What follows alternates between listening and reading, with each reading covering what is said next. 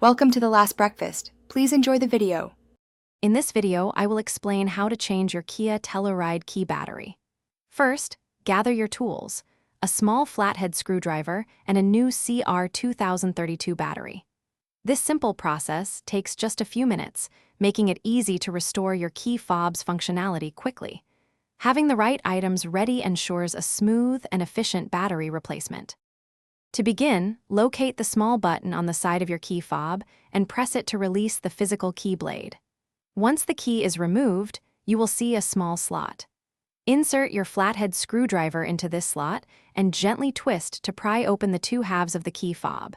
Be careful not to apply too much force. With the key fob open, you will see the old battery.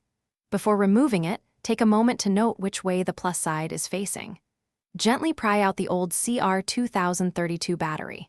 Now, take your new CR2032 battery and insert it into the slot, ensuring the plus side faces the same direction as the old one. It should fit snugly. Once the new battery is in place, carefully align the two halves of the key fob and press them together until they snap securely. Don't forget to slide the physical key blade back into its slot. Finally, test your key fob by locking and unlocking your Kia Telluride to ensure everything is working correctly. You're all set.